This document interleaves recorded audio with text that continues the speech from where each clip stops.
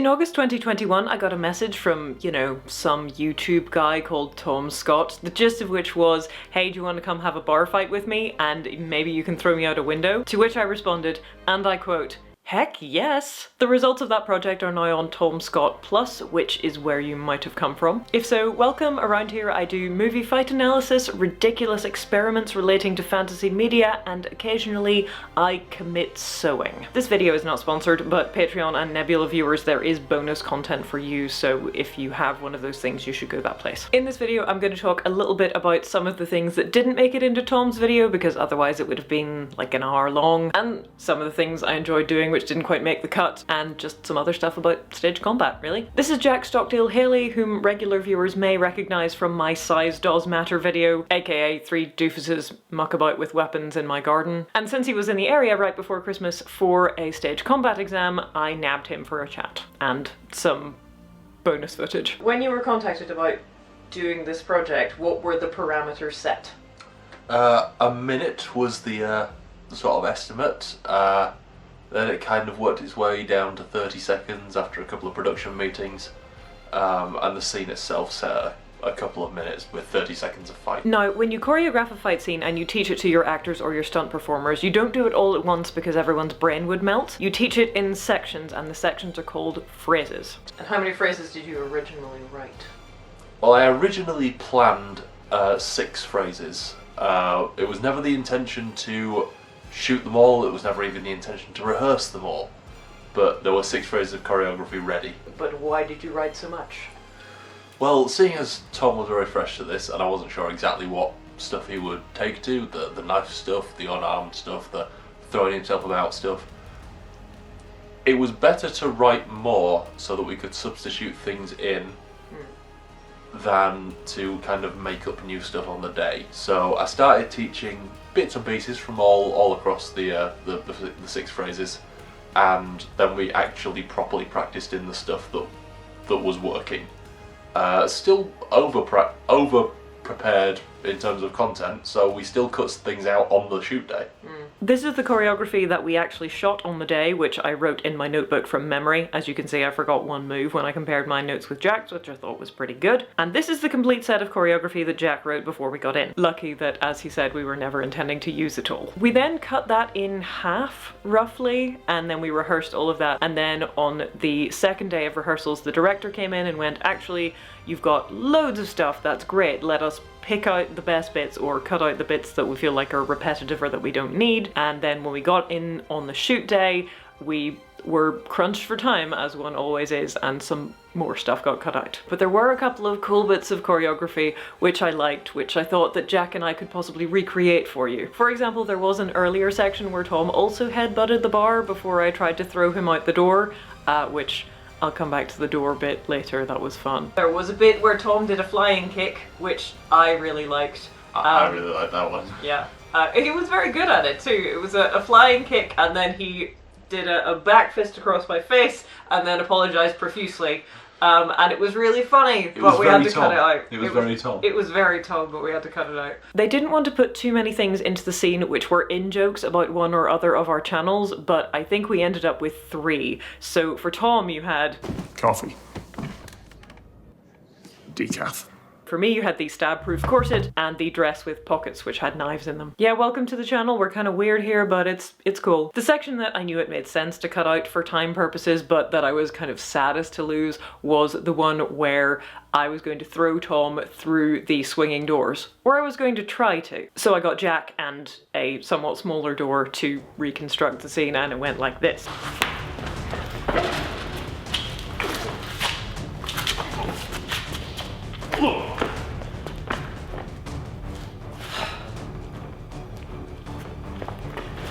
Maybe some other time.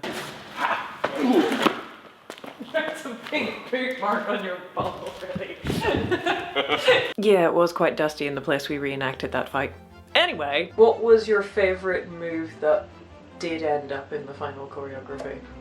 Ooh, fan move. Well, obviously throwing him through the window. Well, I mean, yeah. I kind of count that as a separate thing. Like, that's the stunt that the fight is leading up to. What is your favourite move from the fight? I really liked the grapple section right after you punch the wall. Yeah. The idea being that I've just accidentally punched the brick pillar instead of Tom's face, and so while I am doubled over in pain reconsidering my life choices, he comes over and tackles me from behind. You guys really sort of lent into the victim control, because that was initially meant to be he grabs you, you immediately reverse it, but I let you sort of style it out because that struggle was really nice. Poor Tom, I think he felt a little bit awkward when you have to wait, when he had to wait with like his arms around my waist behind me, waiting for action. We did a lot of takes of that. We did a lot of takes of that, and Guy didn't call action right away. We're just standing there like, I'm trying to think what my favourite thing is. I really like the headbutt on the bar, and I also like the sugar glass because I'd never used the glass bottle before, and so I really liked hitting him over the head with it. That was great. They were so light. They're so light. It was difficult actually because I thought, looking at it, I was like, I feel like I should have played the weight of it more, but there is a take somewhere where I pick it up very delicately because it's so easy to break, and then just whack him over the head with it, which I thought was very funny. But because at one point you did accidentally break a bottle. I did. I didn't hit it on anything. I just picked it up to see how much it weighed, set it down, but set it down like on a slightly uneven surface, and it fell over and smashed into 1,000 pieces. And I said, sorry, it's a good thing we've got some more of these. Well, thankfully, yeah, we could just carry on with the take as it was rolling because there was a spare bottle there. Yep, always have spares. Ready Very for important. emergencies. Yep. The victim-led struggle was great, and I really enjoyed the jump and the kick, but that was the point where I started to actually feel tired, or not even feel tired, just notice that I was tired. Yep. Because I fell on the floor so many times. An embarrassing number of times. I just did not land it, and then everyone was like, "Are you all right?" I'm like, "I'm fine. I just can't do it for some reason. This is very strange. Oh wait, you're tired." So I said at one point in the original video, I think, that the 3 things I found scary about stage combat when I started were I was afraid of hurting myself, I was afraid of hurting other people, and I was afraid of them hurting me. And as much as Tom, signed up for it, it is disconcerting to come into that cold. And so if I haven't said it enough, I'm going to say it again. I'm so impressed. I'm so proud of him. I'm like, look at you do the thing. You did the thing. He came in and he was like, I don't know if I'm gonna be any good at this. And then he was. And part of that is that he's a very smart guy, and so he picks things up very quickly and he learns very fast. But the other part is that he's not afraid to try, and he's not afraid to put everything he has into it, knowing that he might get it wrong and look silly. And the other thing about that is that he also communicated really well about what was working and what he felt he understood and what he felt he didn't understand. And he learned to dive roll onto a mat like Captain Flippin' America in 2 days flat, having previously, 20 years ago, learned to do a forward roll. We went in not knowing what he was going to be able to do, and he just came in and smashed it, and I'm so proud. One of the things that you have probably seen in his video is that he was very concerned about hurting me, and I told him that's a good instinct. The thought, I'm worried about hurting you, is something that you work through on the grounds that you will become more confident as you practice more that you are not going to hurt them. It's the practice that makes you more confident in your own level of control. You can't really think your way out of that fear, you have to go through it. And the thing is, in stage combat terms, I have never been particularly concerned about other people hurting me. And it's basically for that reason. You come in to a situation and you work with people and you realize very quickly that they don't want to hurt you, and so they're actively trying not to.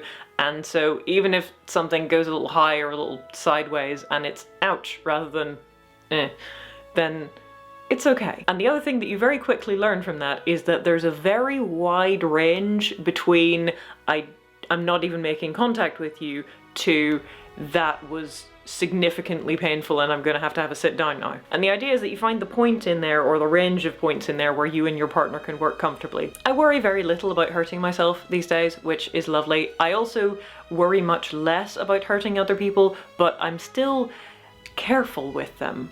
And I'm especially careful with them if I don't know them or I've never worked with them before. I was pretty careful with Tom, much more so than I would be with someone like Jack, because we've worked together a lot. There's a bit of behind the scenes footage where Jack and I square up to each other and he swings with great intent for my head, with the absolute faith that he's not going to have to stop at the control point because I will have moved. Not to say that he couldn't stop at the control point, but he's confident that he's probably not going to have to. As a stage combatant, you have a control point beyond which you don't go if your partner isn't ready. So if you're going for, say, a backhand to the face which they're going to duck, then you go to here if they don't move. If they do move, you can go right the way through and it's fine.